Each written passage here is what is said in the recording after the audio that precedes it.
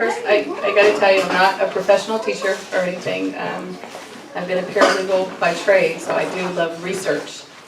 And I do love to dig in to what these words mean, because it speaks very personally to me and how I'm to live how I'm to live His word out. And when I came across learning, the first thing I did coming into this is I'm going to teach myself to speak Hebrew. Do I speak Hebrew fluently? No, not even close. I can sound the words out. I don't even know what I'm always reading. But when you look back into the Paleo, each letter has specific meanings. And when you start recognizing these meanings, you can start seeing what's inclusive of some of the words that you're reading. It's very telling. So it's not, to me, I took Spanish in school, never could get it. I thought I'm not going to ever speak another language. But I can read through some stuff now, and I get excited when I see a word that I haven't seen before, and I start, well, this must be in there, and when I look it up, it's right. I'm excited because I feel like I'm learning something new. But so basically what I'm going to speak about is just to tell you how I study. We don't all study the same, and I'm not going to tell you if you don't study this way, you're not going to learn, because that's just crazy. This is what works for me. And it's to introduce you to some of the tools, because he says to study to show ourselves approved, rightly dividing the word of truth. So some of the tools that I do use, and I brought books up here, and Jill's brought hers too, so we'd have extras if you guys want to come look. And it is the Strong's Concordance, which probably most of you are familiar with. I do use Jeff Benner's lexicon for the Paleo.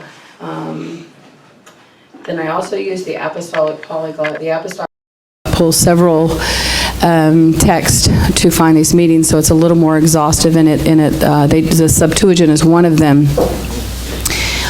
So I like using that when all of the words are in Greek. And I think with the Septuagint, they started translating that into the Greek, those first 5 books, in about 285 BC. Most of our English Bibles are translated from the Masoretic text, which wasn't until about the 10th century. So you've got, 1300 years in between there. And my motto is, the closer you are to the original, the closer the meaning is going to be. So I like to go back in that. I won't say that any of these are perfect text. A lot of the Greek, the New Testament's quoted from was from the Septuagint. So I do trust using that. And I will give you one example on that. If anybody can pull up 2 Chronicles 35:19. 35:19.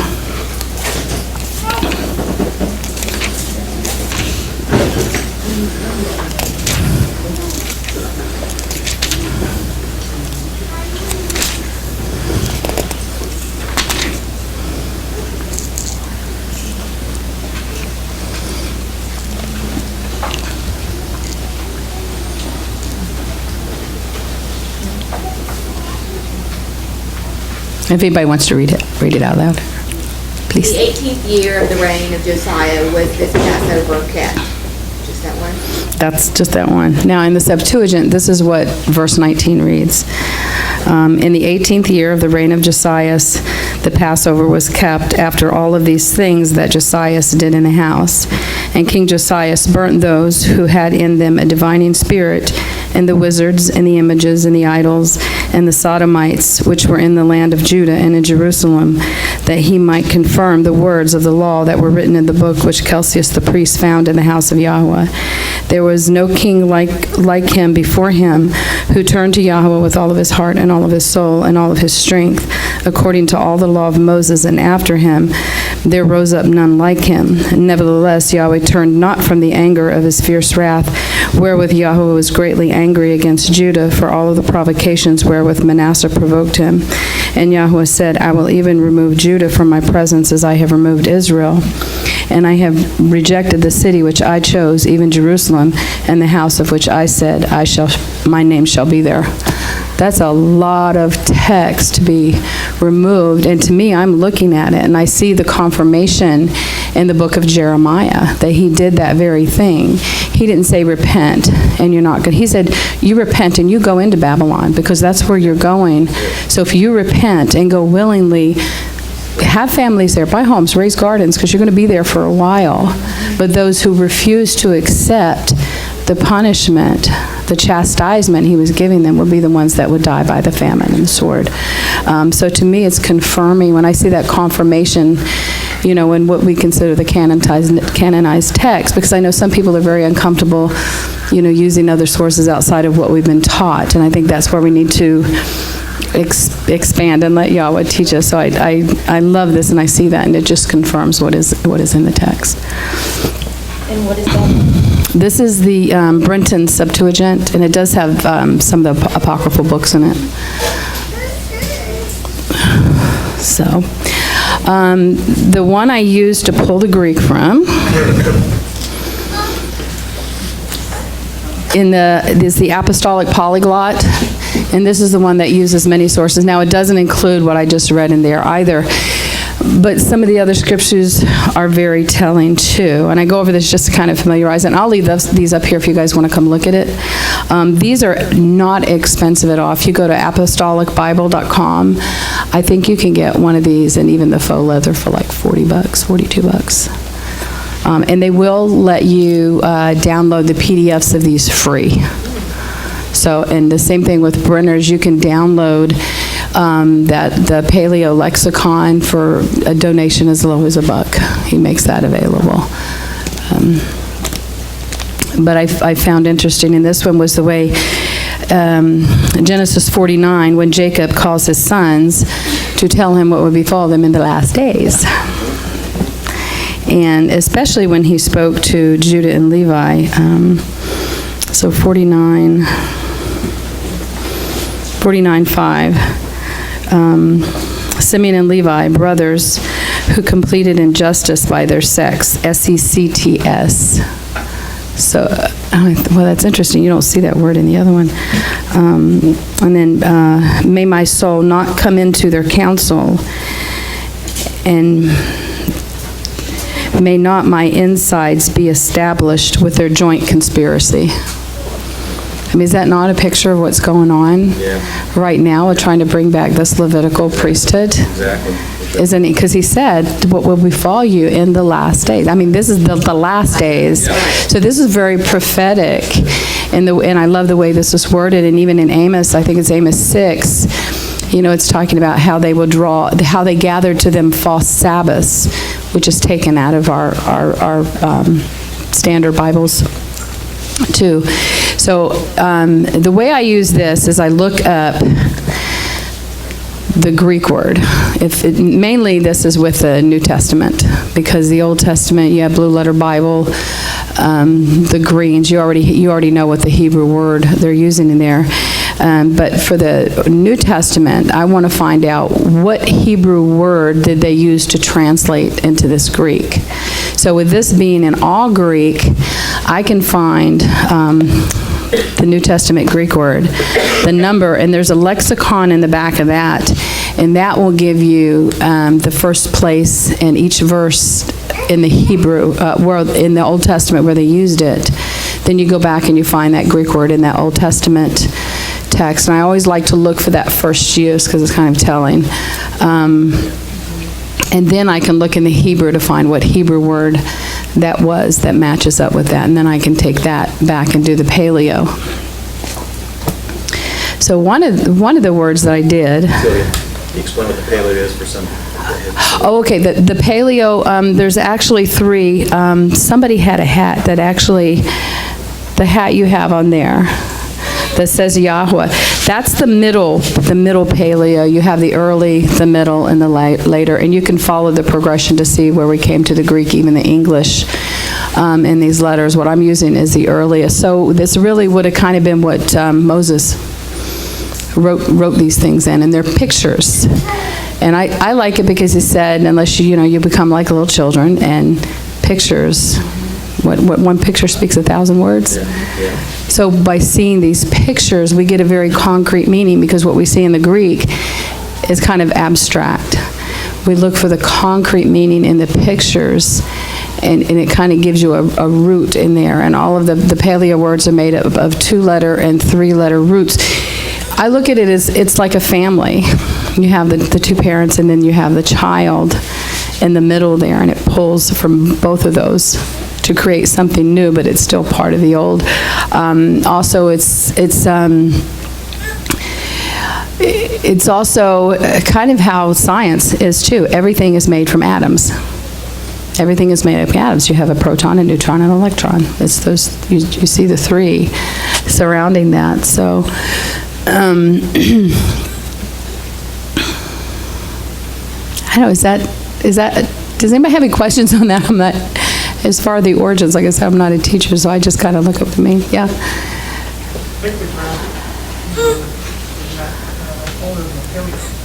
Yes. Yeah, everybody refers to it as paleo, it's a common word, but the pictograph is the oldest, it's the earliest. And I have a sheet here, I have 9, so if you guys want to share, this is not an exhaustive list.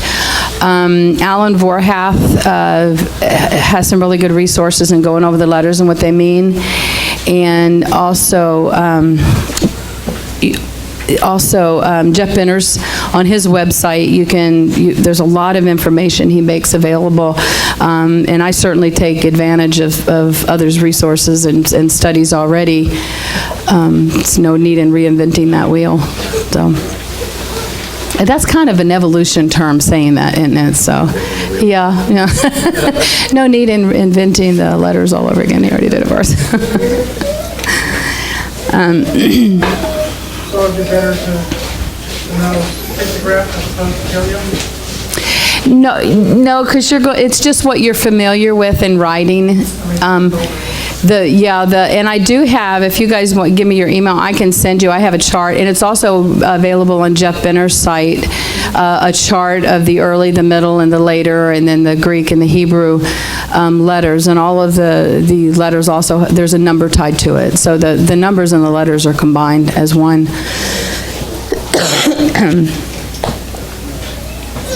Let's see. I do keep, one of the resources is the Green's Interlinear, and it's the English, the Greek, and the Hebrew. It's very teeny tiny print. You almost need a magnifying glass to see it. Do I use it often? No, and I'll tell you why. As long as I have the online resources like Blue Letter Bible, and you can also read the Apostolic Polyglot online too, on their website at studyinfo.com. As long as I have that available, I'll do it, because it's quicker and it's easier to use. I don't know that we will always have, those things may not always be accessible to us. So I like to have hard copies in my hand, especially of something that I use on a daily basis. I love to have these hard copies.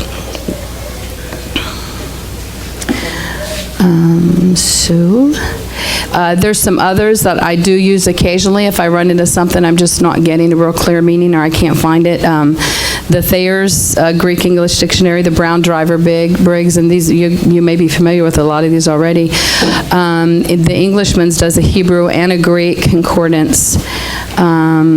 If you're familiar with the Blue Letter Bible, you'll see one spot, it'll give you a reference number, and it just says TWOT, and that's the workbook, the theological workbook of the Old Testament. I do use that one. That one gives some pretty good information.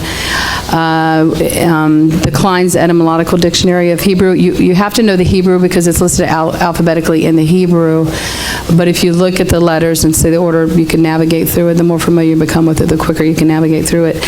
And I use on a regular basis is the 1828 Noah Webster's Dictionary. I used that when I was homeschooling my girls. And he sticks with a truer definition of what you're going to find in Scripture, oftentimes. And he keeps Scripture in his definitions. So.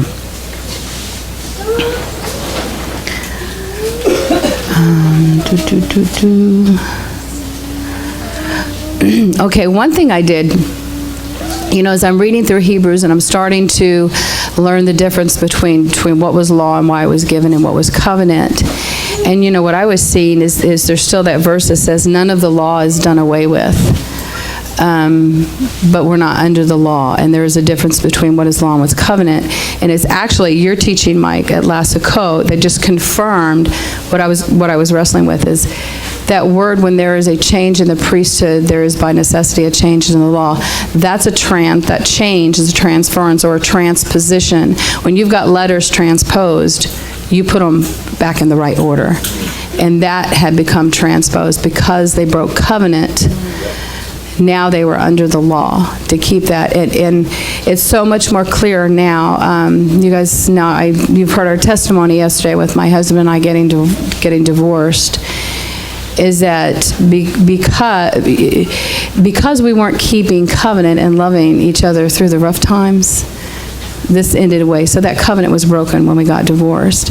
But what we got from the judge was that law, that decree. This is what, now, we did it, the judge has to approve it, even if this is what you offer. The judge approves it, and the judge can change and put in there anything they want, and you're subject to that law, and that's it. And it's like, and if they put something in there you don't like, too bad. You're going to take it or you're going to leave it. If you're divorced and you have children, if we had small children, it says you're going to pay X amount in child support. If he did not pay that child support, he's subject to another judgment to go into that, because he has to operate under that. But when we went back, when we remarried and we did our covenant vows, two things happened. We're no longer under the dictates of that judgment. That is removed. That is no longer over us. We're not bound by that. And also did another thing, is that we went in this time taking these vows very, very seriously, because we saw the devastation of the mistakes we made. So we're going in with a whole heart to want to walk this out, and to want to serve one another, want to love one another, and to want to serve Yahweh within our marriage. So this is what we see in Deuteronomy 10. He told Moses to cut out a second set of stones. And all of the words I wrote on the first set, I'm going to write on the second set. So it is a new covenant, in effect, that we couldn't just go renew our old vows. We were divorced. It was done. You cannot renew a covenant that's been broken, and you're now under a different law. You do have to enter into a brand new one. So we're going into the same covenant vows he gave in the beginning. And here's another part, the new part too, we see, is that he said, I'm going to put it on your heart. And you're going to want to follow me. This is going to be your desire. Isn't that our desire now, coming out of this, is we want to do it with our whole heart, and we struggle with this flesh. And if we're struggling with our flesh every day, we're doing something right. Because if we're not struggling, something's wrong. We are struggling, and I look at that as that's Jacob's wrestling with Yahweh. It's that constant wrestling until we get this beast in us subdued. Yep. So I was looking, in Hebrews it says that the law was a schoolmaster, it was a tutor. And I'm thinking, well, we didn't grow up with that, not a temple in action. So how do I understand? What are those lessons that schoolmaster, that tutor was supposed to teach us? So we still study this out. I do have to tell you, my husband and I were sitting out on the deck one day, we're reading through Galatians, and with him not, being an atheist before, and me being so wise and having a few years under my belt, so I asked him, so now he read through the whole Bible in two months, which I gotta admit, I don't think I've done that. But he's reading through Galatians like, well, honey, you have to be real careful with Galatians, because, they try to get this and say the law's not, and he's looking at me, he's going, I know, if you don't understand the difference between what's law and covenant, it doesn't make any sense. It makes perfect sense to me. Like, oh my gosh, it took me 3 years to get it. So I was asking myself then, what was that law to teach us? What were we to learn? Because even though the tutor's gone away, you hire a tutor to leave you with a lesson you're going to carry for the rest of your life.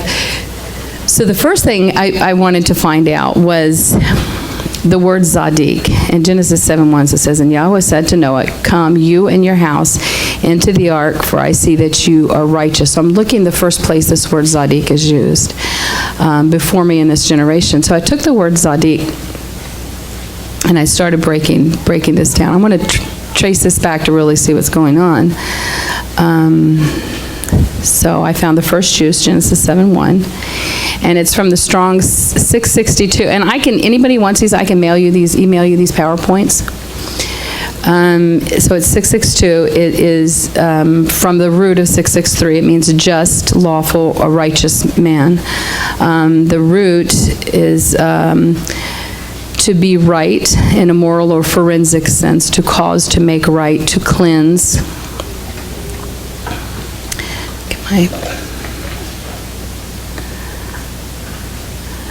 So, and before I go into looking up any of the words, I always pull out my Noah Webster's.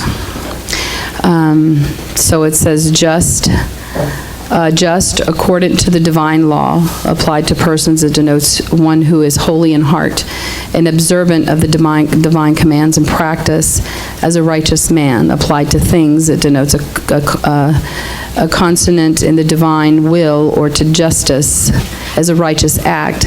It's used chiefly in theology and applied to Elohim, to his testimonies, and to his saints. Just is equitable, merited.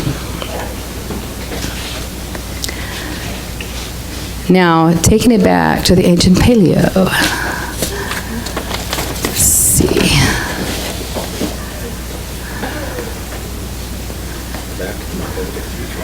This is, Back to the Future, exactly. It's exactly what it is. And I also, because he said, I've showed you the end from the beginning, we see these things in Genesis. I can always go back to Genesis almost every time and find the principle in there that he showed us from the very beginning. So in the ancient Hebrew, if you look it up in the lexicon of the ancient Hebrew, it is to make straight the path. And it's one who is upright or righteous is one who walks a straight path. Now, and what is that? And that's what John calls us to make straight the path. And we also see it because he does. And I do listen to still some of the Hebrew roots teachers, still had some very good lessons. And I love Brad Scott's, that you can sum it up. It's about a house, a family, and a piece of land. And he uses terms in a physical body. He uses agricultural terms. And also when he gives us the parable of the sower and the seed, if you understand this, you're going to be able to connect so many other things to that. And he says the seed is the word and the heart is the soil. So when you're going to prepare soil for farming, you have to break up the fallow ground. You have to break up these big clods of dirt and get this soil ready, but then you have to plow in a straight line. And one of the things he said to, Moses said to them in Deuteronomy, I think it was 32, Exodus 32, he said, you are a stiff-necked people. Well, stiff-necked is a farming term. And when the animal stiffens that neck, you cannot get the yoke on there properly. And if the yoke is not on there properly, it's not going to be plowing straight lines. And it's not going to plow where you want it to plow. So when Messiah comes, what does he tell us? Take my yoke upon you. Yeah. Don't be stiff-necked like they refuse to take that yoke. Which takes us back to the Sadiq. Here's what I saw. Everybody may see something a little different, and I think that's where he does teach us individually. It doesn't change the word, but he speaks to us where we are, is that in the Paleo, the word for Sadiq is the Sadi, the Dalet, the Yod, and the Kuf. And sometimes you'll see the Kuf will be written a different way. It may look like this. But the Sadi is a picture of a man laying on his side. If you have the sheet, it's the way, it's a following, a hunting or chasing, the side of something, laying on one side, waiting in ambush, righteousness, a need, a desire. So we see that, and then we see the Dalet is the door, it's to move, to hang, an entryway. Yeshua is the door, he's the only way we're getting into covenant with the Father. It's movement, a dangling. And then the yod is a picture of the hand. It's the works that we do. It's how we worship, who we worship. And then the kuf is that on a distant horizon from the beginning. Let's see, where do I have it on? Sorry. It's a cycle, the light, a time, behind, or it could be from the beginning. On the horizon, you have the sun setting, the sun coming up. So, and pulling that together, when he gave him the book of the law, he said, put this on the side of the ark as a witness against you.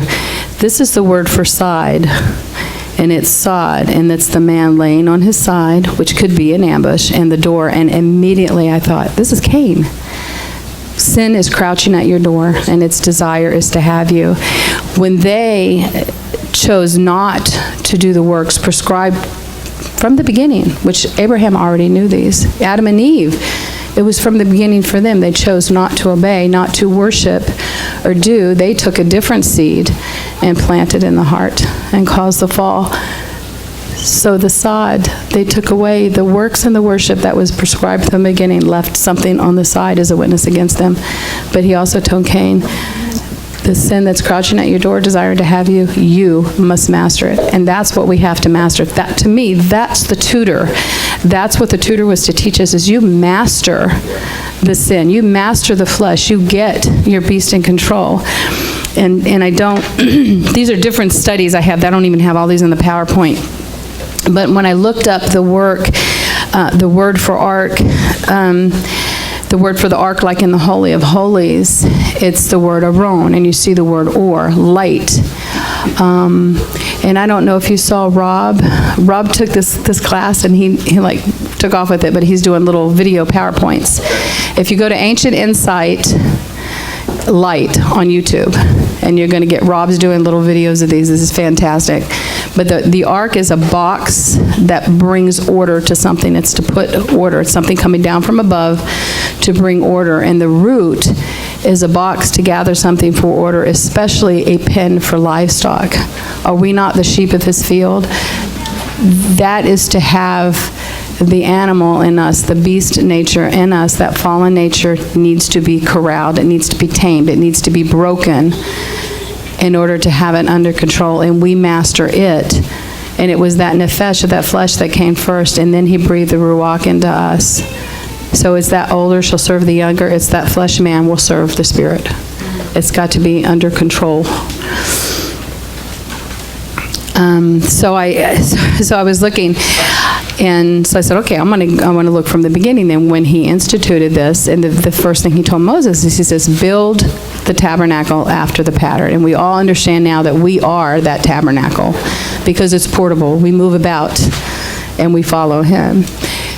So he said, make sure to build it after the pattern. So I broke down the word pattern up here, and that's tabnith.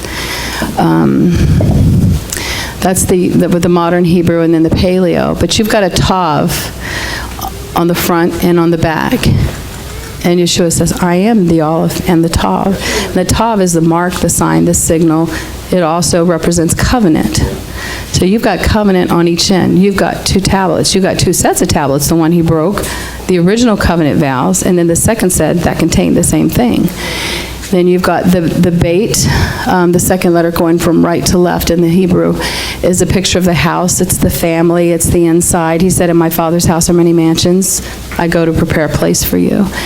And then the noon is a picture of the seed, the heir, to continue.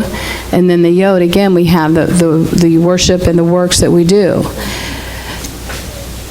So if we do because it doesn't have to do it out in the order the letters are necessarily either.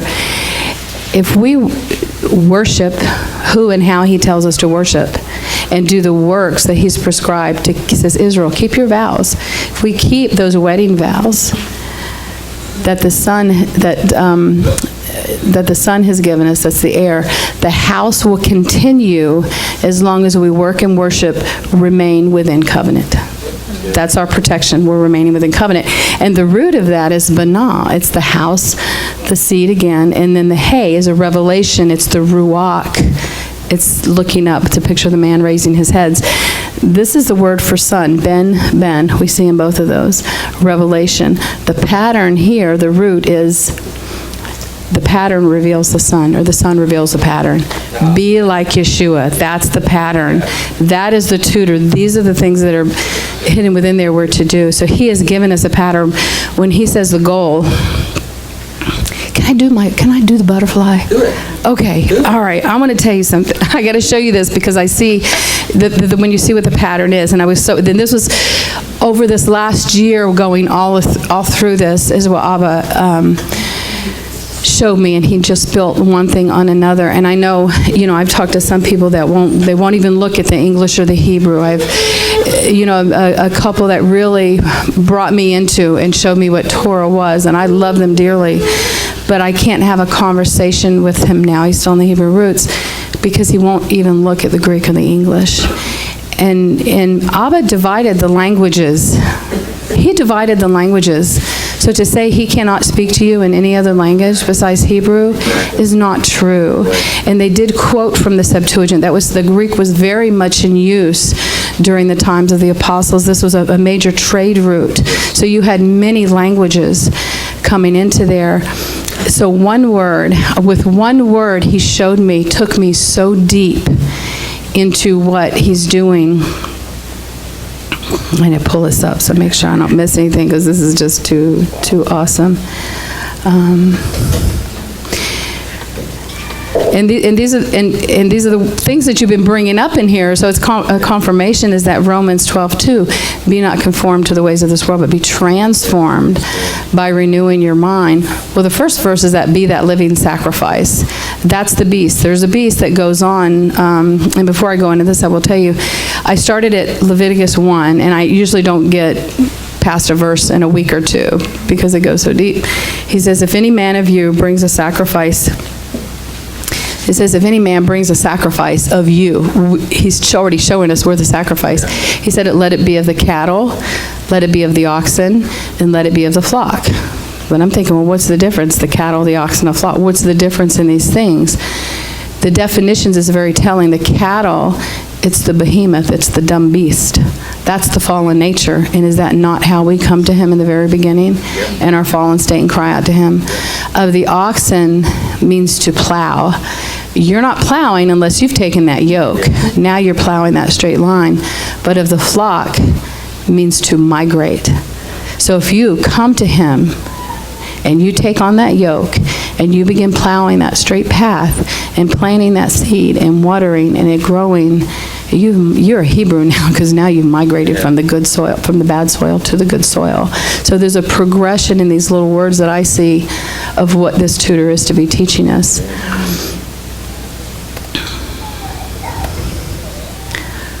Okay, why is this coming up?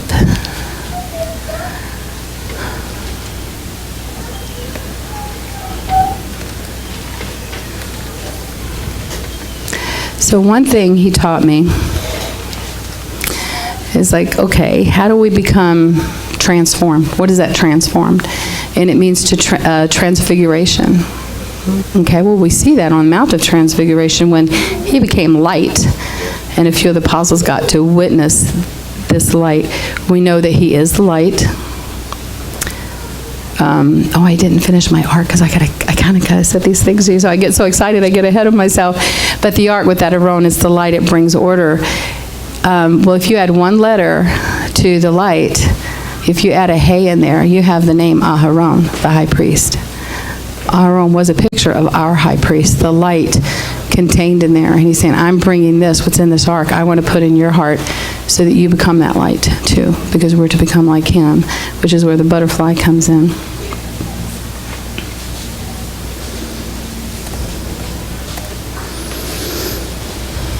Come on.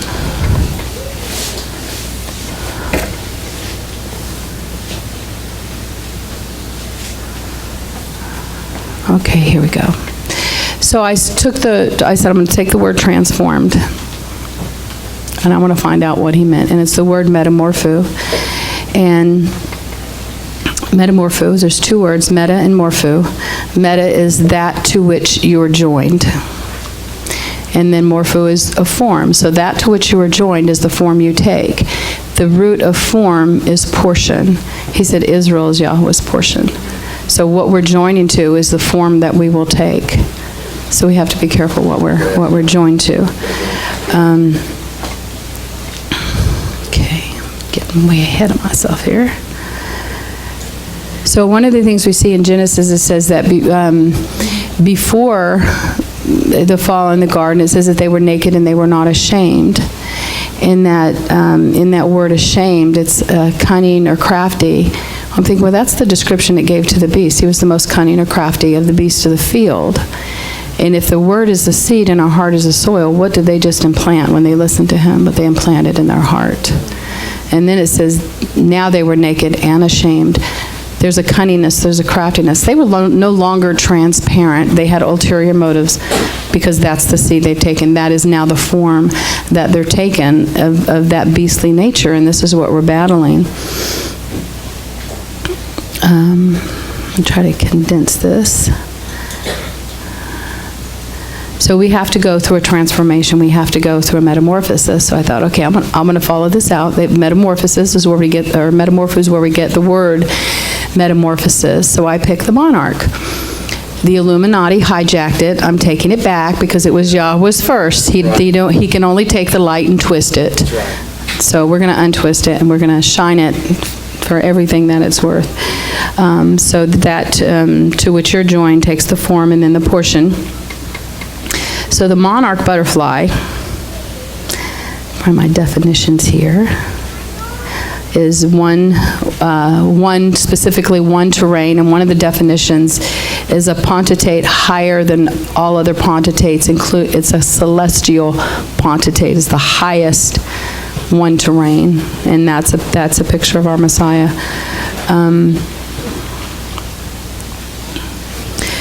So with the monarch butterfly, it is born, the egg is laid on a milkweed. And even these words, I kind of think he has such a sense of humor. He's even throwing in the milkweed. Is the only thing a monarch butterfly can eat. So it lays on that milkweed and the larva.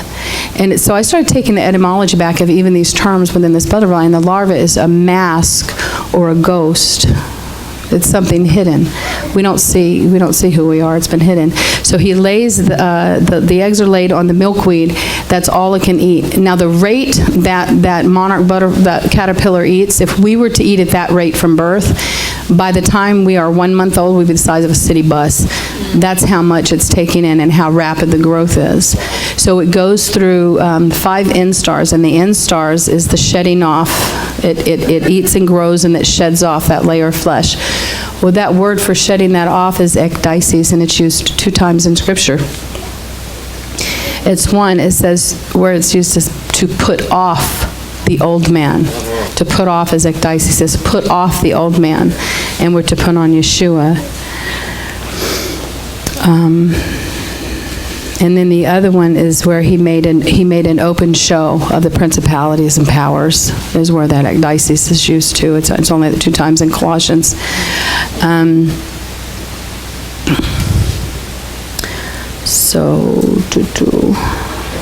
put that in context? Because I'm not getting it for some reason. Which? When you made the show. The open show, let me see, I'm trying to find what exactly the word, and having spoiled, it's the word spoiled, having spoiled principalities and powers. Some versions will say making an open show. So that's the word spoiled, having spoiled principalities and powers to make a show of them openly, triumphing over them. So when he spoiled them, he put them off. They don't have the control that sometimes we think they have. They really don't. It's what we allow them to have.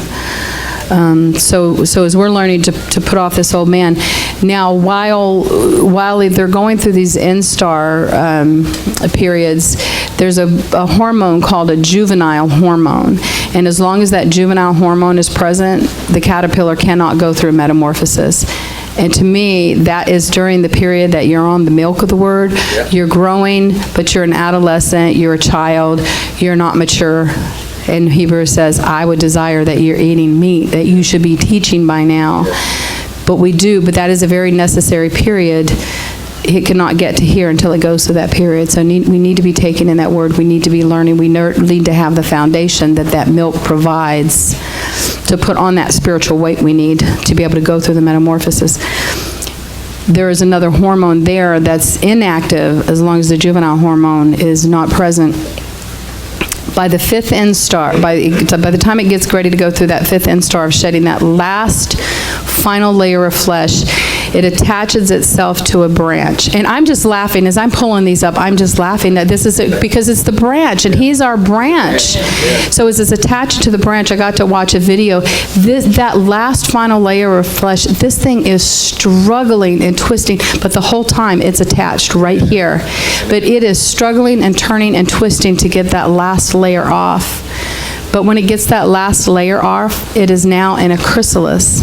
And that chrysalis has this beautiful gold filigree on there. And in the etymology of chrysalis is gold. He says to buy from me gold, to purchase from me gold. Your word is better than fine gold. So I look at it, this is the period where we've got the milk and we're just in him. We're just covered in this word. Well, now the juvenile hormone is inactive. That last layer of flesh is gone. And inside of that chrysalis this is interesting too. This one just brought me to tears because now I know he was taking me somewhere I did not expect to go. This is the pupa stage. The Hebrew word for pupa is golam. And it means unfinished or unformed. It's used one time in Scripture in Psalm 139. I saw your unformed body. So he wasn't just seeing what physically we were going to be. He was seeing what we were unformed spiritually too. And the word golam, it's an anthropomorphic object that is made specifically of mud or clay that is brought to life. That's what that means. And they say it's Jewish folklore. It is not folklore. It is the God's honest truth. Yeah, it is. So while it's in this chrysalis stage, you can't see through it. By the end of the chrysalis stage, that chrysalis is now transparent. Buy from me gold. There's a verse in Revelation. I'm trying to see.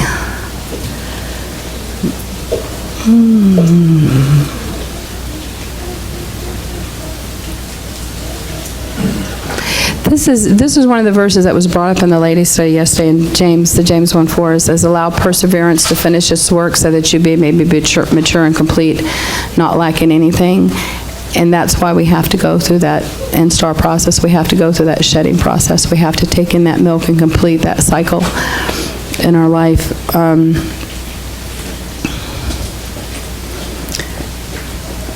And then attaching to the branch, I'm getting my scripture references I was pulling here as I was going. It says, remain in me and I will remain in you.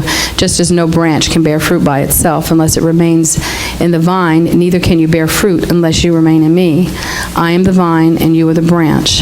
The one who remains in me and I in him will bear much fruit, for apart from me, you can do nothing.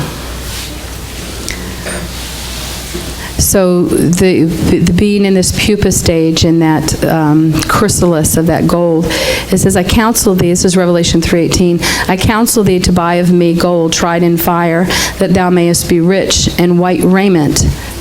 White raiment, it means light. That thou mayest be clothed, and that the shame of thy nakedness does not appear. Remember the nakedness of the garden?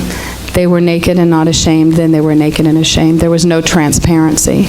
So that chrysalis stage, that giving life, brings us to a place of transparency before him and with one another. So pupa is the Latin word for girl or doll, the bride. I'm adding bride in there, but that's what I'm seeing.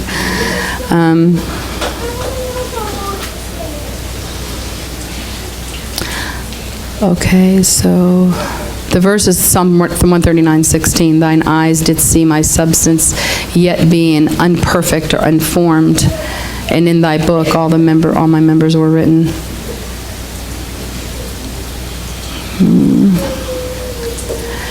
Now the process that it's going through while in that chrysalis is called apopsis. And during that apopsis, that hormone that was dormant because the juvenile hormone was there, But now that we've reached a level of maturity and the juvenile hormones are present, this hormone is called the timed death hormone. And what happens, there's a few parts that are within the caterpillar that remain. There's legs in there ready to be walked on. But the rest of the caterpillar, it starts producing a liquid that causes it to digest itself. The DNA starts breaking down, except for those parts, into a gooey mass. And then that DNA begins to start rebuilding into a completely new creature, and then this butterfly is being formed. Also, the etymology of caterpillar means plunderer or ravager, and a group of caterpillars called an army. And that word is used 6 times in Scripture. However, we usually see it translated as locust. And what does he send in? Judgments. He sends in the locust of what? Unregenerated men, because they're still in a caterpillar. They're still caterpillars to send in for judgment. So I found that very interesting too. So the caterpillar is building into something new. And this timed death hormone takes me back to Ecclesiastes, that to everything there is a season, a time for every purpose under heaven, a time to be born and a time to die. Yes. And I think what he's given us in this is a picture of that rebirth, that death of the flesh, the birth of the flesh, the death of the flesh, the birth of the spirit man.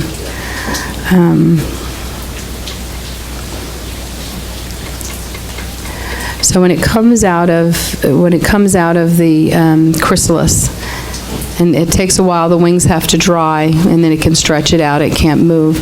But then when it starts flying, it now, instead of eating through everything, caterpillars will just ravage a garden and tear all the vegetation up. But when it comes out in the butterfly, it's going from flower to flower, destroys nothing. In fact, now it's prolific. It's picking up the pollen and taking it to the next one. It's producing life. The etymology of pollen means flour or grain or fine flour. There's our grain offering. We are now taking what we've taken in, those things that we've learned and we've matured in, we're now spreading it to the next one. This is our grain offering as we're sharing this bread, this lechem, this fruit, this beautiful good news with the next person to bring them to this place too.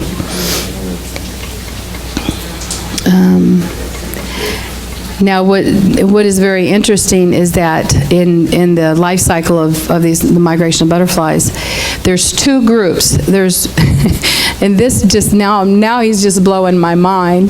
But I'll tell you the one that when I get to the end, it was 2 o'clock in the morning, and I was in my living room. My husband had not come to the understanding through it, and I'm trying to be so quiet, but I am in tears and I am praising him because I cannot believe what he just showed me. But the migration, there's 2 groups of monarchs, one in the east and one in the west, go figure. And they take a 6-week journey down to the Sierra Madres where they meet in these, the forest canopies. They attach to the trunks of these trees, and it's just beautiful to see all of them in clusters. But in the migration, some of the 3rd generation, but mostly the 4th generation are the ones that make the full migration. Remember, the sins are visited to the 3rd and 4th generation, is that we have to get these things out because those are the generations that start making it down. The picture of all of these butterflies that have now migrated and gathered on these tree trunks is called a kaleidoscope. And it's made up of 3 words. It's kalos, eidos, and skopos. And I will show you the skopos first. It's the goal. It's the mark. That's what that means. Philippians 3:14 says, "And with this goal in mind, I strive toward the prize of the upper call of Elohim and Yeshua." That's the goal. It's also he's the light, because we see that transfiguration. Because remember, it's this transformation we're going through. We saw that transfiguration, that he is the light, and we were created in his image from the beginning. And then the kalos, kalos, it's beautiful, a good, valuable, or virtuous. It's from the Hebrew word tob, good. And then eidos is it's an appearance, it's a fashion, it's a shape, it's a sight, and it's derived from the word to know, and which is pronounced I do. this is just kind of, you see the whole wedding pictures. This is the bride to see, I do. It's to know. He said to know him. Well, he wants to know us too. And that's from the Hebrew word braha. It means to behold or saw. So if you take the light, you take Tob, you take these Hebrew things, and you go to the very first place, you see this in the Hebrew. The first time it's mentioned, all of these together, it says, and he saw the light, and it was good. When he comes for us, just like Adam saw Eve and said, bone of my bone, flesh of my flesh, Yahweh wants to come and he wants to say, I see the light, and it's good. He wants to see his reflection in us. He wants to see him. And that word where it says he took that rib from Adam, and I saw this in looking at the temple man teaching, is those where you see, I don't know how many you saw that, but the pictures of those silver cells, it was the priestly cells that made up the shoulders and the arms in Solomon's temple, and you see those 5 lavers that make up the fingers or the commandments. It's the works. He did the work of salvation so that we can now continue that work in those silvers. And that word for cell is selah, and it's also the cell of the body. It's also the word for rib. He took the rib or the cell from Adam, and he fashioned Eve, and that's what he's doing with his bride. It's him, that light, and he's fashioning back us, and he's reforming us. We have to go through that transformation. Now, in the process of them doing that migration, the butterflies have to watch for certain things. They have to watch for webs or traps that the enemy sets so it doesn't get caught and can't complete that migration. It has to watch that the storms don't take them out. And that's our battle as we're going through this transformation, that he's looking to see his light. He's looking for his bride to say, that's bone of my bone. That's the substance of my substance and the good news of my good news. I'm light, you are light. You are now returned to what I created you to be from the very beginning. And then when even when I finished the study, I thought he was done, but he added one more, because then I'm going, well, what about the colors on the butterflies? Because on all butterflies you see these different colors, and I found out that there is it's made of these little dust particles that form these little scales on butterfly wings. And sometimes you can see that if you've ever touched it, those dust particles will rub off. But they're really opaque. It's the light waves travel and they hit the grooves of these scales, and then it travels half a light wave back. And that's what produces the colors. The pilots will fly over these canopies where these butterflies migrate, and they'll see these flashes of light where it's just as the wings are moving, the light's hitting it, and it's coming off. So I looked up the process of what's happening is called interference or iridescence. And the etymology of that is iris or rainbow. And wait a minute, the rainbow has the dust particles and the light. We're made of dust, and we're supposed to be light. So now I'm making all of these connections. So when you're looking those up, the iris or the pupil, it's actually the iris of your eye that determines how much light comes in and how big that pupil appears. And it talks about the light being in your eye. If is it light or darkness, how much is going in there. And then the rainbow, the word for rainbow, there's only one word for bow, and it's actually a war bow. And early on somebody saying, no, if you look at the rainbow, it is a war bow, but the part of judgment is pointing away from us. At some point, he's going to pick that bow up. And he said, Judah is my bow, Ephraim are my arrows. And if you take the root of Israel back in the paleo, it's like the string of a bow pulled taut. And the root of that word means without a bend, without a curve. So when he comes back and he's going to pick up that rainbow of light, his bride, because did he not say we will judge nations? That we're reigning with him will be that light. So this is our transformation. So, and he says we do it by how? Renewing our mind. And that's a whole nother lesson he is now taking me through right now, which will blow your mind too, but he's not done with it yet. So anyway, that's what I get when I take these words back, even if you take it back from the Greek. And the Greek is so rich. It's just so rich with that one word, metamorpho. It just opens up a complete understanding of what he's doing in us. So, be the light. Use your power. So, that's it.